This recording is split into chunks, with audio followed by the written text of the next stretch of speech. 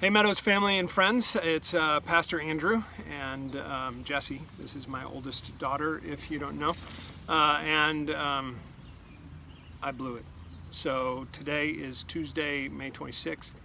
This video is actually the video for yesterday, May 25th. It was my mom's birthday and Memorial Day, and we got up and we got going, and I got to the end of the day and went, ah! You made that face. I did make that face and thought I didn't get a video done. And so as I was kind of talking then about the attribute of God that I was supposed to do a video on, Jesse said, hey, I could help with that. So sorry, I need your mercy, which brings us to the attribute of God for yesterday, the mercy of God. And we read Psalm 51, a great psalm of David where he just cries out for God's mercy, and it's a psalm that we can probably all relate to as those who have fallen short of God's glory, and we can relate to David pretty well. I'm thankful that we know that David wasn't perfect, and that he too fell short of God's glory, and he cries out to God for mercy in this psalm. If you're memorizing some verses from the passages that we're looking at, then I just suggest verses 16 and 17. And they say this: "For you will not delight in sacrifice, or I would give it. You will not be pleased with a burnt offering. The sacrifices of God are a broken spirit, a broken and contrite heart, O God, you will not despise." And that's just the heart of this good news, that God won't despise us when we come to him broken and contrite. Which gets us to the mercy of God. And as we were talking about it, Jesse had just a great story from this past year that really helped her understand the mercy of God in a little deeper way. And so I just asked if she'd share that story with us. Yeah, so when he said that mercy was the attribute that he had to talk about today, I was really excited because that's my favorite attribute of God, and one I have experienced really deeply this year. Partly because I'm an RA at Moody, some of you know that, and I have gotten to see in that position a lot of people's brokenness really up close and personal.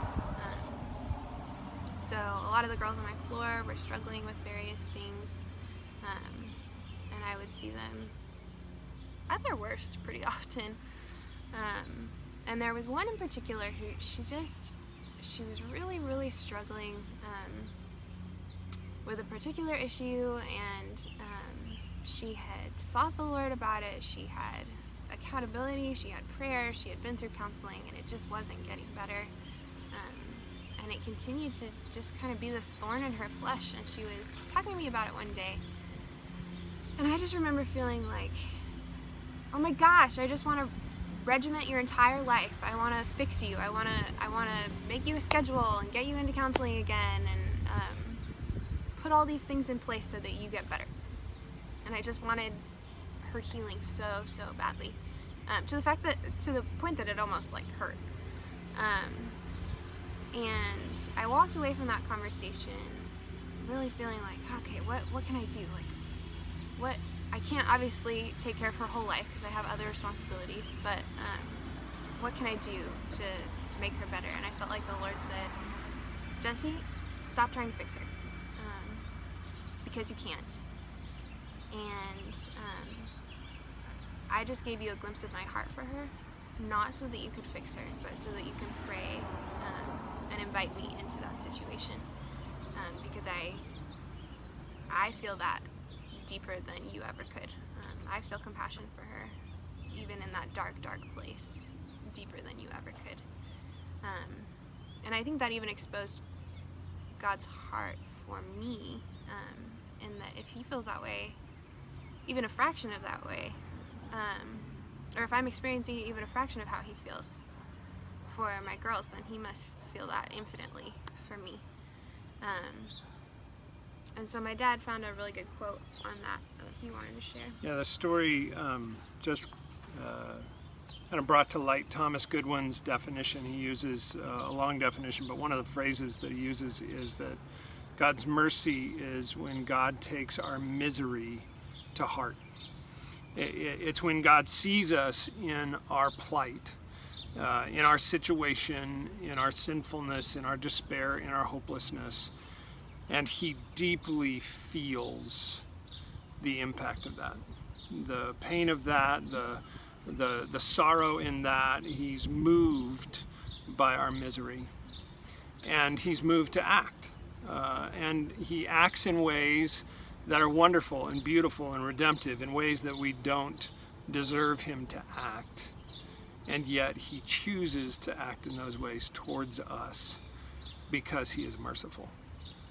So today, I hope that thought can encourage you, that God's mercy is that part of God that takes your misery to heart. So we see this in the Psalm where David knows he's sinned. He knows he's totally blown it. And yet he finds that God meets him in that God can feel his misery, that God takes his misery to heart and actually does something about it. And the thing that David requests of God is that he would know his presence again. And that's what God is motivated to do out of his mercy, is to restore relationship with us. And so when we come to God, understanding that he is merciful with our broken and contrite spirit, he doesn't despise us, he draws us close. And that's what we see in Christ at the cross, that God, knowing our desperate place, knowing our desperate state, feeling our misery, taking our misery to heart, provides the sacrifice of Christ so that we could be brought into right relationship with him. And that's where we stand, in Christ. So today, I hope that the thought of God's mercy is really encouraging to you. That God knows everything about you, and he has taken your misery to heart. And then he responds in ways that we don't deserve, for our good, for our joy, for our redemption, and for his glory, because he delights to show mercy. I'm thankful that God's mercies are new every morning. And really, that phrase just reminds us that God is infinite, like we looked at Sunday, that his mercy, it doesn't come to an end. And I'm thankful for that today. I hope that gives you hope as you reflect on an attribute from yesterday. And I hope that you'll watch Drew's video on the attribute today. God bless you. Have a good day.